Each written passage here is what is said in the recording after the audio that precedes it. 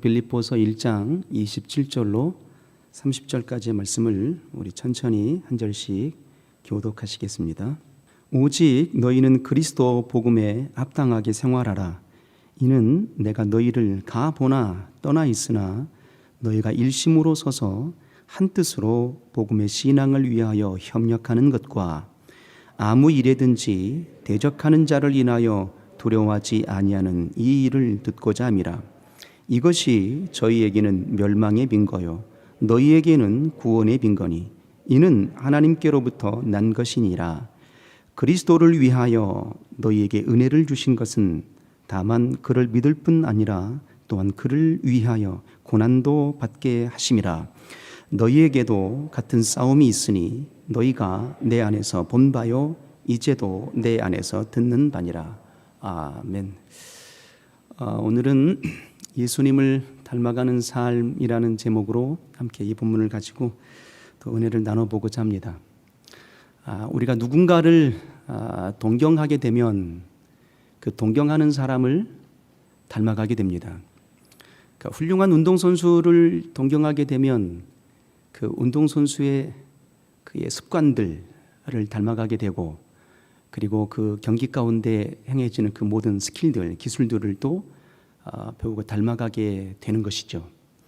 그리고 훌륭한 가수가 있다면 그 가수를 동경하게 되면 그 동경하는 가수를 닮아가게 됩니다. 창법도 신기한 건 목소리까지도 닮아가게 되죠. 그 음색마저도 닮아가게 되고 제스처까지도 닮아가게 됩니다. 그 이유가 뭘까요?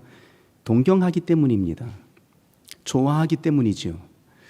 우리는 누구일까요? 예수 그리스도를 믿는 사람들입니다. 어찌 보면은 예수 그리스도를 동경하는 사람들이에요. 예수 그리스도를 닮아가기를 소원하는 사람들이다라는 것입니다. 그래서 우리는 예수 그리스도께서 하신 그의 모든 일들을 담아내기를 소원하고 주님이 걸으셨던 그 역사의 걸음들을 걷고자 오늘도 이 새벽을 깨우게 되었지 않았을까라고 생각이 되는 것입니다.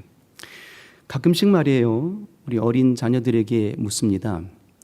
얘들아, 너는 커서 어떤 사람이 되고 싶니? 이렇게 가끔씩 우리 어른들이 묻잖아요. 그러면 이 어린 꼬맹이들이 아주 귀엽고 상냥스럽게 아주 깜찍하게 이렇게 답변을 합니다. 네, 저는요 아빠 엄마처럼 되고 싶어요. 이렇게 얘기를 합니다. 아빠 엄마처럼 되고 싶어요 라고 말할 때 그 묻는 질문을 던지는 부모나 또 어른들의 표정이 어떻게 될까요? 정말 기특하다라는 생각을 하게 되는 거죠. 왜 이 아이들의 말이죠, 보통의 그 아이들이 답변을 하게 될 때 누구를 닮고 싶느냐, 어떤 사람이 되고 싶으니? 라고 물었을 때 보통의 아이들이 아빠 엄마처럼 되고 싶어요 라고 그렇게 답을 하게 될까요? 그 이유는 그들의 사고의 세계관이 좁기 때문에 그렇지 않습니다. 어리기 때문에 그렇게 답변을 하는 게 아니거든요. 아버지, 어머니에게 받은 사랑이 큰 거예요. 그 자녀가 그가 누리고 있는 이 사랑을 누구에게서 가장 많이 받았을까요? 주변 사람들에게? 아니죠. 내 아버지, 내 어머니에게 가장 큰 사랑을 받은 겁니다. 가장 큰 위로를 받은 거죠. 가장 큰 보호를 받은 거예요. 그래서 그 자녀의 입장으로 부모를 바라보게 되면 내 아버지는 세상에서 가장 큰 사람이에요.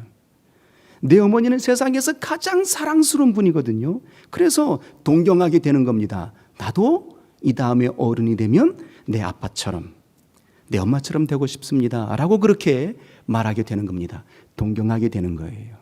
보고 배웠기 때문이죠. 그래서 우리 조상들은 말입니다, 부모들은 우리가 자녀들 앞에서 언행심사가 굉장히 중요합니다. 우리가 거친 언어를 내뱉게 되면 그 어린 자녀들은요 스펀지처럼 쑥 모든 것들을 다 빨아들이거든요. 그래서 그들이 입술 속에서 거친 언어가 튀어나오게 됩니다. 그런데 우리가 사랑스러운 언어, 축복의 언어를 되뇌게 되면 그들이 어떤 언어를 되뇌게 될까요? 보고 배운 것이 축복의 언어이니 사랑하고 축복하는 언어를 내뱉을 수 있는 삶이 되는 겁니다. 더 나아가서 말이에요, 부모가 기도하는 경건의 삶의 모습을 자녀들에게 보이면 그 자녀들이 어떻게 할까요? 특히 우리 성락교인들의 자녀들 잘하는 행동들이 있잖아요. 기도할 때 랄랄랄랄라 이거 잘하잖아요. 뭘 보고 배웠을까요? 아빠 엄마가 기도하는 그 모습을 배웠기 때문에 경건의 모습으로 닮아가는 겁니다. 말씀을 보고 예배하는 모습을 보일 수 있다면 자녀들도 그렇게 닮아가게 되는 것이죠. 오늘 짤막한 이야기를 한 가지 꺼내보고 싶습니다. 이철환 씨가 쓴 연탄길 제2권에 나와 있는 짤막한 내용인데요, 생각하게 하는 내용입니다. 어느 비 오는 날 오전 내에 축축하게 비가 내립니다. 그리고 오후쯤 되었을 때 비가 멈추게 되었어요. 아직 그 비가 흠뻑 적셔져 있는 8살 정도 되는 소녀가 눈이 보이지 않는 아빠의 손을 잡고 식당의 문을 열고 가게로 들어옵니다. 누가 보아도 그 몰골이 거린처럼 보이는 겁니다. 아주 냄새도 나고 누가 봐도 가난한 사람이로구나, 거린이로구나라고 그렇게 느껴지는 행색이 몰골이 말이 아닌 그런 행색인 갖고 있었던 그런 소녀와 아빠가 가게의 문을 열고 식당의 문을 열고 들어오는 거예요. 주인이 이것을 보더니 궁시렁대기 시작하는 겁니다. 아니, 개시도 안 했는데 구걸하러 왔는가? 그래서 그들을 내쫓으려고 합니다. 그랬더니 어린 소녀가 아랑곳하지 않고 아빠의 손을 잡고 식당 중앙에 자리를 앉습니다. 그리고 주머니에서 1,000원짜리 몇 장과 함께 동전 한 움큼을 꺼내놓습니다. 그리고 아주 가냘픈 그 시선으로 주인을 바라보면서 이렇게 얘기합니다. 오늘 우리 아빠 생일이에요. 빨리 먹고 갈게요. 라고 말하게 됩니다. 그때서야 비로소 이 주인이 구걸하러 온 사람이 아니라 밥을 먹으러 왔구나라고 생각을 하게 되고 이렇게 말하게 됩니다. 사람들이 혹시라도 이 사람들 때문에 손님들이 방해를 받을까 봐 이 자리는 예약된 자리니까 다른 자리로 옮겼으면 좋겠어 라고 말하게 됩니다. 그래서 이 소녀가 눈이 보이지 않는 아빠의 손을 잡고 가장 구석진 자리, 화장실이 바로 곁에 있는 구석진 자리에 앉아서 순댓국밥 2그릇을 주문하게 됩니다. 그리고 이윽고 순댓국밥이 이제 오게 되죠. 그때 이 소녀가 아빠에게 이렇게 얘기를 합니다. 아빠는 순댓국을 제일 좋아했지? 얼른 밥을 떠, 내가 김치 올려줄게. 이 장면을 주인이 보는 겁니다. 가슴이 뭉클해지고 그가 그렇게 내몰차게 내동댕이 치고자 원했던 그의 행동들에 대해서 죄의식을 느끼고 고개를 숙이게 됩니다. 자, 이 두 사람의 모습을 보는 겁니다. 이 소녀를 한번 생각해 보시기를 바랍니다. 아버지가 가난한 사람이에요. 앞이 보이지 않는 장님이에요. 그럼에도 불구하고도 그가 가지고 있는 모든 것들을 다 통틀어서 아버지의 생일을 축하해주고 싶고 가장 기뻐해주고 싶어하는, 아버지가 가장 좋아하는 음식을 사드리고 싶었던 그 마음이 어디서 왔을까 하는 것입니다. 어디서 그 마음을 보고 배웠을까 하는 거예요. 아버지에게서 배웠을 거라고 저는 확신하는 겁니다. 비록 아버지는 가난했고 눈이 보이지 않는 모습이었다 할지라도 내 딸아이에게만큼은 가장 최고의 사랑을 베풀어주고 싶었던 거예요. 가장 최고의 사랑을 나눠주고 싶었던 겁니다. 그것을 이 딸은 보고 배웠던 겁니다. 그래서 사람들이 터부시 여기는 그 장면들 속에서도 아랑곳하지 않고 내 아버지의 생일이니 내 가진 모든 것을 통틀어서 아버지를 기쁘시게 해드리고 싶었던 사랑의 마음을 되뇌었던 겁니다. 반면에 주인을 봅니다. 이 주인은 무엇을 보고 배웠을까요? 세상을 보고 배운 겁니다. 세상 사람들의 행동들을 보고 배우는 거죠. 세상 사람들은 무엇을 볼까요? 사람의 중심을 보지 않습니다. 그들 외모를 보는 거지요. 가졌는가, 가지지 못했는가, 배웠는가, 배움이 없는가, 이것을 따져 묻는 거거든요. 세상이 그래요. 그러하기 때문에 겉모습이 초라하고 겉모습의 행색이 거린처럼 보이게 되니 그도 그렇게 느끼는 겁니다. 이를 쫓아내야 되겠다. 나한테 구걸하러 왔는가? 사람들에게 방해가 될 터인데 라고 당신의 이익에 반할까 봐 그를 쫓아내고자 원하는 마음이 있었던 겁니다. 세상을 보고 세상을 닮아가게 되었던 거죠. 자, 이때 우리들을 한번 보는 겁니다. 오늘 이 시대에 우리 그리스도인 된 우리는 무엇을 보고 무엇을 동경하고 있고 누구를 통해서 배우고 있는가라는 것입니다. 내 입술 속에서 선언되어 나오는 그 언어를 보게 되면 내가 누구를 통해서 배우고 있구나라는 것을 알게 되고, 내가 행동하는 삶의 모습을 보게 될 때 내가 주님을 통해서 배웠는가 아니면 세상을 통해서 배웠는가를 우리가 알게 되는 것입니다. 내 자신을 들여다보게 됩니다. 그 장면을, 그 한 꼭지의 장면을 보았을 때 정말 슬픔 섞인 모습을 보게 되는 것은 내가 정결한 삶을 살아가지 못했던, 주님을 통해서 배우는 것보다도 세상을 통해서 배워가는 것이 너무 많았던 부끄러운 내 자아상을 보게 되는 겁니다. 오늘 사도 바울이 27절에 이렇게 말합니다. 오직 너희는 그리스도 복음에 합당하게 생활하라. 오직 너희는 그리스도 복음에 합당하게 생활하라. 복음에 합당하게 생활하라고 말씀하신 이 말씀의 역사가 어떤 의미일까요? 복음에 합당하게 생활하라고 말씀하신 역사의 의미는 예수 그리스도를 닮아가는 인생이 되어다오라고 선언하는 그 장면 아니겠습니까? 마치 무늬만 그리스도인으로 살아가는 우리의 삶의 모습 속에, 가짜 신앙인으로 살아가는 우리의 삶의 모습들 속에 하나님께서 사도 바울의 입술을 빌려서 지금 선언해주고 있는 겁니다. 부디 예수 그리스도를 닮아다오, 부디 복음에 합당하게 생활하여 다오 라고 그렇게 선언해주고 있는 겁니다. 복음에 합당하게 생활하라고 말씀하시며 연유, 곧 예수 그리스도를 닮아가라고 말씀하시며 연유는 무엇이겠습니까? 예수 그리스도로 옷 입는 자가 되어라.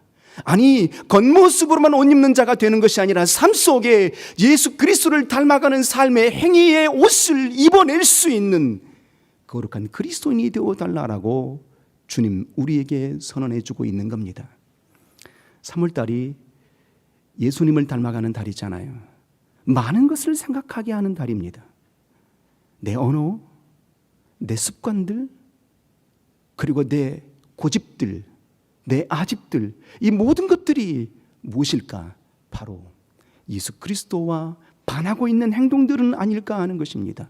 이때에 사도 바울이 입술을 빌려서 선언해 주셨던 것처럼 오직 복음에 합당하게 생활하라, 예수 그리스도를 닮아가는 삶을 살아다오라고 선언해 주셨던 그 말씀이 우리의 신비 속에 새겨질 수 있는, 그러므로 삶으로 주 예수 그리스도를 닮아갈 수 있는 옷을 입어낼 수 있는 자가 되기를 소원합니다. 군인은 군복을 입습니다. 학생은 학생의 신분처럼 교복을 입습니다. 의사는 의사의 가운을 입는 겁니다. 그런데 말입니다, 군복을 입었다 해서 다 군인이겠습니까? 교복을 입었다 해서 모두가 다 학생들이겠습니까? 의사의 가운을 입었다 해서 모두가 다 의사이겠습니까? 결국 그렇지 않습니다. 군복을 입은 군인은 그의 처소에서 이 나라 이 민족을 위해서 철저하게 지켜내는 그런 훈련된 삶을 살아내야 됩니다. 당신의 그의 위치를 떠나게 된다면 그는 탈영병입니다. 군사가 아니에요. 학생이 교복을 입고 교실에 앉아있지 아니하고 술집에 가서 앉아있다면 그가 학생입니까? 탈선하는 자인 거죠. 의사가 의사의 가운을 입고 환자를 돌보지 않는다면 이는 직무유기가 되는 겁니다. 우리 그리스도인들, 우리가 말입니다, 예수 그리스도로 옷 입은 우리가 된 자들이 예수 그리스도를 닮아가지 못한다면, 곧 예수 그리스도를 동경하지 못하고 삶 가운데 예수 그리스도를 닮아가는 행위들을 펼쳐내 보일 수 없다면 우리는 무늬만 그리스도인인 것입니다. 온전한 그리스도인의 삶을 살아가지 못하는 거죠. 자, 그렇다면 우리가 삶 속에 예수 그리스도를 닮아가는 삶이라는 것은 어떤 삶일까요? 상투적으로 예수 그리스도의 사랑으로 살아가야 됩니다. 은혜로 살아가야 됩니다. 겸손을 닮아야 됩니다. 이건 너무 당연한 거잖아요. 너무 당연한 거잖아요. 너무 상투적인 거잖아요. 그래서 오늘 본문 속에서는 말입니다, 사랑으로 살아가야 됩니다. 겸손으로 살아가야 됩니다. 사랑의 주님, 겸손의 주님을 닮아가야 됩니다 라고 그렇게 선언하지 않아요. 사도 바울의 입술을 빌려서 예수 그리스도를 닮아가는 삶의 근거는 무엇일까를 오늘 27절부터 31절까지 그 네 구절 속에 아주 빼곡하게 우리에게 이렇게 부탁하고 당부하는 겁니다. 어떤 삶이 예수 그리스도를 닮아가는 삶일까요? 자, 성경을 한번 볼까요? 27절 한번 읽겠습니다. 과연 어떤 삶이 예수 그리스도를 닮아가는 삶의 모습일까? 예수 그리스도를 닮아가는 삶의 출발은 어떤 모습일까 하는 겁니다. 자, 우리 목소리 높여서 천천히 27절을 한번 신비에 새기고 정하는 마음으로 읽겠습니다. 시작. 오직 너희는 그리스도 복음에 합당하게 생활하라. 이는 내가 너희를 가보나 떠나 있으나 너희가 일심으로 서서 한 뜻으로 복음의 신앙을 위하여 협력하는 것과 그랬어요. 중간절 이하 이렇게 말하게 됩니다. 복음에 합당하게 생활하는 것, 곧 예수 그리스도를 닮아가는 삶은 어떤 것일까 했을 때 사도 바울은 이렇게 저들에게 부탁하고 당부합니다. 너희가 일심으로 서서 한 뜻으로 복음의 신앙을 위하여 협력하는 것이라고 말합니다. 복음을 위하여 협력하는 삶이 주 예수 그리스도를 닮아가는 삶이라고 선언하고 있는 겁니다. 협력할 줄 아는 삶 말이에요. 하나님의 존재의 이유를 한번 살펴볼까요? 성부 하나님으로 존재하십니다. 성자 하나님으로 존재하십니다. 성령 하나님으로 존재하시는 거죠. 성부 하나님도 완전하십니다. 성자 하나님도 완전하십니다. 당연 성령 하나님도 완전하십니다. 그런데 이 삼위 하나님이 일체가 되신 하나님이에요. 어떻게 일체가 되실까 하는 것입니다. 무엇을 통해서 일체가 되실까요? 하나님은 합력하심으로, 동역하심으로 일체가 되시는 것입니다. 그래서 천지를 창조하셨을 때 누가 창조했을까요? 당연 하나님이 창조하셨겠죠. 누가 실행하셨을까요? 누가 계획하시고 누가 실행하시고 그 모든 창조 역사를 누가 보증하셨을까요? 아버지 하나님께서 그의 모든 창조의 세계를 계획하셨습니다. 아들 되신 예수 그리스도께서 창조에 계획하신 아버지 하나님께서 계획하신 모든 창조의 계획을 실행해 내신 겁니다.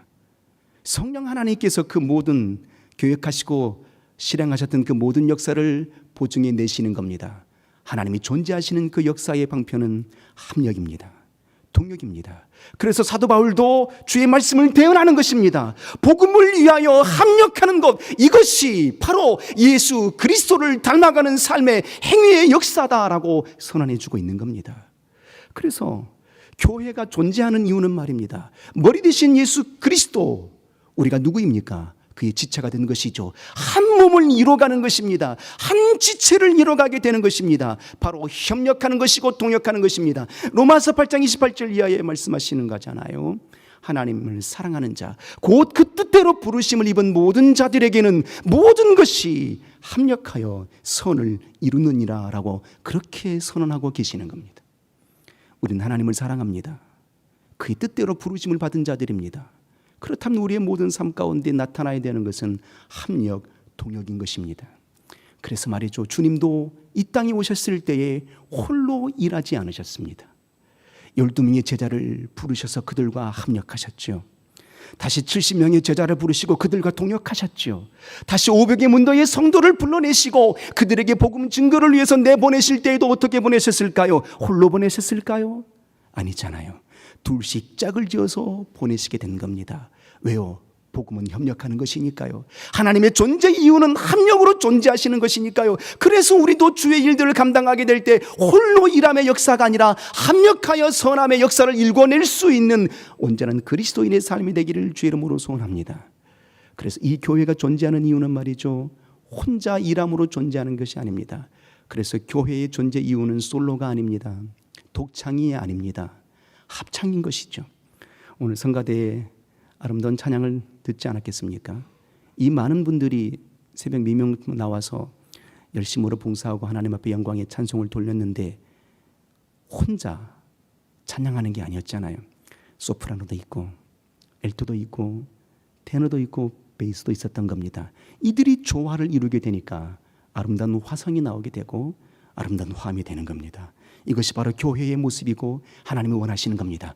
만약에 교회가 한 몸을, 주님과 한 몸을 이루고 있는 그런 협력의 역사를 이룰 수 있다면, 이루어가고 있다면 다툼이 있을까요? 각각의 소그룹의 모임들 속에서, 각각의 부서들 속에서 수많은 다툼들이 일어나고 있습니다. 어디에서요? 교회의 현장 속에서 다툼이 있어요. 왜일까요? 한 몸이 되지 못했기 때문입니다. 협력이 이루어지지 못하고 있기 때문에 다툼이 있는 거지요. 이때에 주님이 우리를 향해서 무엇을 원하고 계실까요? 나를 닮아다오. 나의 존재의 이유는 합력이고 동역이다. 너희도 나를 동경하지 않니? 나를 믿지 않니? 그렇다면 너희도 합력을 이루어다오라고 그렇게 부탁하시면 역사의 음성이 들려오지 않습니까? 걸리버 여행기에 보게 되면 말이에요, 그 소인국의 사람들이 다툼을 통해서 많은 사람들이 죽는 장면이 나옵니다. 그런데 그 다툼의 원인을 가만히 들여다보니까 말이에요, 계란을 먹고자 원하는데 뾰족한 부분을 깨서 먹을까? 아니면 반대쪽을 깨서 먹을까? 아주 사소한 것 때문에 다툼이 나서 많은 사람이 죽습니다. 우리가 교회 안에서 일어나는, 그 주변에서 일어나는 그 많은 다툼들을 보게 될 때 본질적인 문제로 다툼을 보는 내용은 별로 없거든요. 본질적인 내용이 아니라 그 주변 것들을, 그 사소한 것들 때문에 다투고 심하게 분쟁이 일어나는 모습들을 보게 된다라는 것입니다. 독일 베베나우젠이라는 그 근처에 보게 되면 오래된 수도원이 있답니다. 거기에 가서 보게 되면 그 수도원 안에 두 사슴뿔이 엉켜 있는 그런 것이 전시되어 있답니다. 이것이 어떻게 이렇게 엉켜져 있는 사슴뿔일까를 보게 되니까 말이에요. 두 사슴이 영역 다툼인지 서로 싸우게 된 겁니다. 심하게 싸우다 보니까 사슴이 뿔로 부딪히잖아요. 그러니까 뿔로 서로 부딪히다 보니까 이제 빠져나오지 못하게 된 거예요. 그래서 서로 빠져나오지 못하게 되니까 굶어 죽게 된 것입니다. 다툼이지요. 그 넓은 대지를 나눠 가지면 될 터인데 말이죠. 다 취하고 싶어하는 것들이 있다라는 것입니다. 우리가 말이에요, 하나님께서 원하시는 이 거룩한 동역의 삶, 협력의 삶, 하나님을 닮아가는 이 협력의 삶을 이뤄내고자 원하는데, 이 모두가 다 우리 그리스도인들이라면 협력하는 것이 주님과 한 몸을 이루는 공동체를 이뤄내의 세계를 당연시하게 여깁니다. 마땅하다고 여깁니다. 그럼에도 불구하고도 왜 우리에게는 협력이 일어나지 않을까? 왜 동역의 세계가 무너질까 하는 겁니다. 방해하는 역사가 있기 때문이죠. 왜 우리가 하나가 되지 못할까요? 하나가 되지 못하는 그 이유를 들여다보게 되면 말이죠, 사람이 중심이 되면 결코 하나가 될 수가 없습니다. 사람이 그 그룹 속에, 그 공동체 속에 중심이 되고 있다면 우리는 결코 합력할 수가 없다라는 것입니다. 왜이겠습니까? 사람의 생각이 각각 다르거든요. 내 주장이 다르고 여러분의 주장이 다릅니다. 모여있는 사람들의 각각의 생각들이 다릅니다. 10길 물길은 속은 알아도 한 길 사람 속은 알 수 없도다. 왜일까요? 생각들이 다르니까요. 주장이 다르니까요. 그러하기 때문에 내 주장을 굽히지 못하게 된다면 협력, 동역은 이뤄낼 수가 없는 겁니다. 예수 그리스도 이 땅에 아버지 하나님께로부터 보내심을 받으셨습니다. 그가 이 땅에 오셔서 되뇌이시고 선언하신 장면이 어떤 장면이겠습니까? 나는 내 자의대로 말해본 적이 없다. 나는 내 임의대로 행동해 본 적이 없다. 내 아버지께서 이런 말씀을 내가 너에게 선언하고 선포하노라라고 그렇게 증거하셨던 것입니다. 무엇입니까? 아버지 하나님과 동역하고 싶었던 겁니다.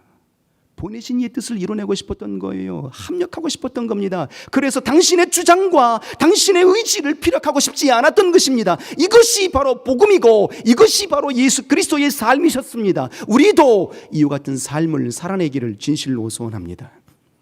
동역의 삶 말이에요. 합력의 삶 말이죠. 지난 12월 달에 우리 장남이 이제 군에서 제대해서 왔어요.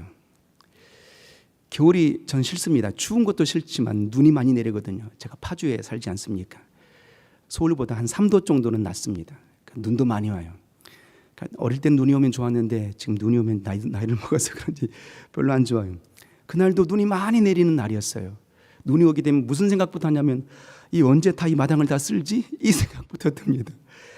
목회실에서 열심히 일하다가 밖에서 눈이 막 내리는데 눈이 막 쌓여가는 거예요. 이 언제 이 눈을 치우지? 하는데 누가 우리 아들이 목회실 사무실 문을 열고 싹 들어와요. 그러더니 우리 아들이 이렇게 얘기하는 거예요.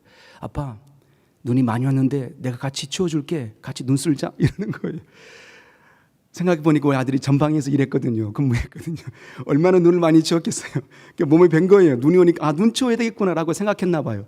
그래서 아들과 같이 눈을 치우게 되는데 말이에요, 얼마나 행복하든지 얼마나 기쁘든지 말이에요.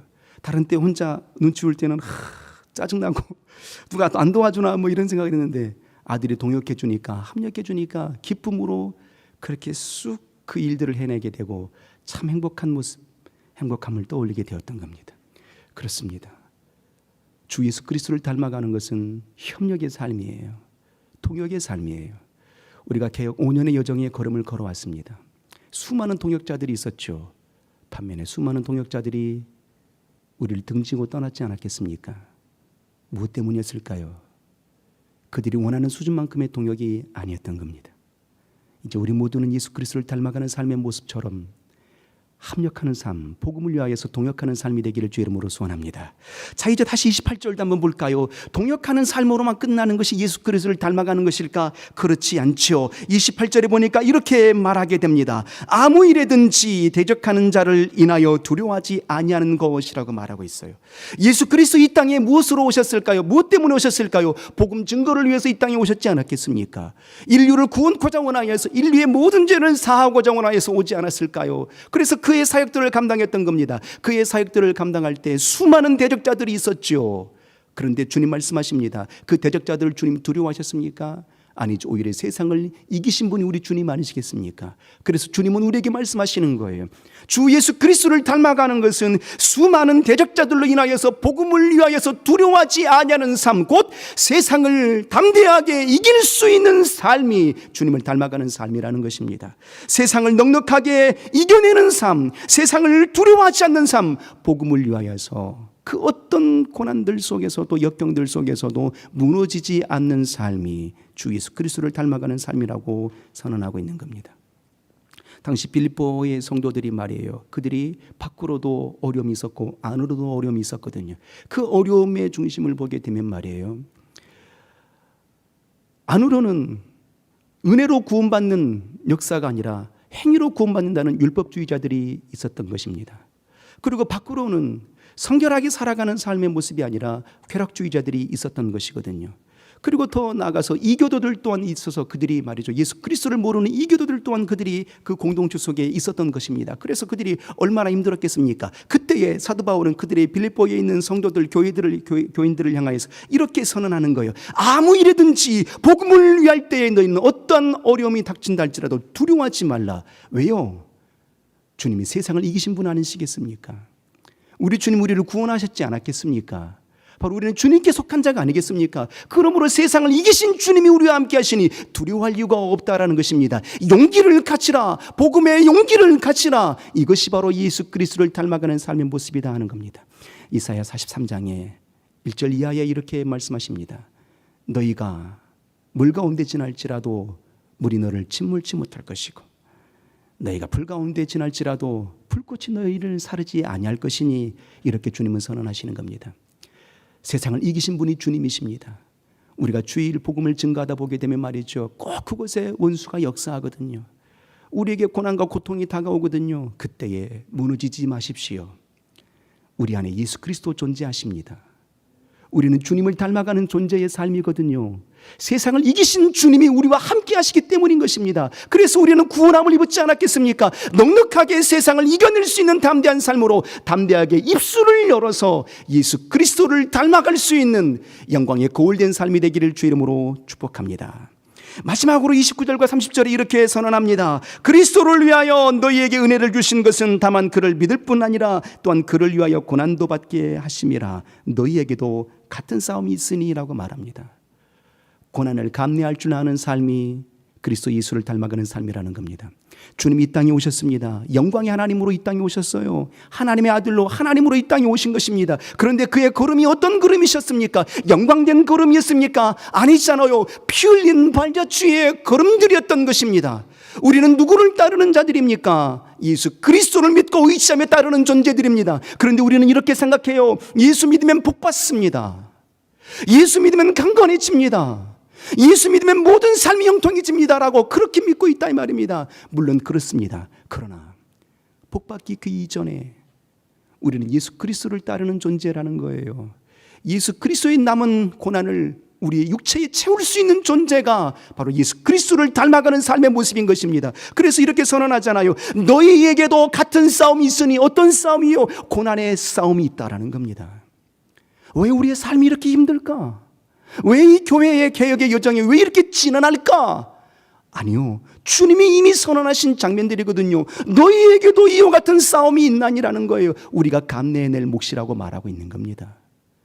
그러므로 일생에 우리의 모든 삶 가운데 우리의 여정들이 말이죠, 시온의 복 있는 대로를 걷는 걸음들이지만 고난이 함께 있다라는 것입니다. 예수 걸으신 그 고난의 여정을, 우리도 그 고난을 함께 짊어질 수 있는, 고난을 감내할 줄 아는 삶이 되기를 주 이름으로 축복합니다. 예수 그리스도를 닮아가는 삶은 말이에요, 합력하는 삶이에요. 통역하는 삶이에요. 세상을 두려워하지 않는 삶이에요. 고난도 감내할 줄 아는 삶이 예수 그리스도를 닮아가는 삶의 여정들인 겁니다. 이와 같은 삶의 여정으로 여기까지 왔으니 이후의 모든 걸음들 위에도 예수 그리스도를 닮아갈 수 있는 능하고 아름다운 삶이 되시기를 주의 이름으로 축원합니다. 기도하겠습니다. 우리 시간 기도할 때 생명의 하나님, 내 영혼의 시면을 들여다봅니다. 나는 예수 그리스도를 동경하며 닮아가는가 가만히 들여다보게 됩니다. 주여, 부끄러운 모습으로 고개를 들 수 없는 연약한 심령인 것을 발견하게 되나이다. 그러므로 범사의 내 모든 삶은 주님과 합력하고 믿음의 교우들과 합력할 줄 아는 인생 되게 하여 주옵소서. 세상을 두려워하지 아니하고 담대히 주의 말씀을 선포할 수 있고 선언할 수 있는 삶이 되게 하여 주옵소서. 오직 고난도 감내할 줄 아는 예수 그리스도를 닮아가는 복된 인생 되게 하여 주옵소서 하고 우리 통성으로 기도합니다.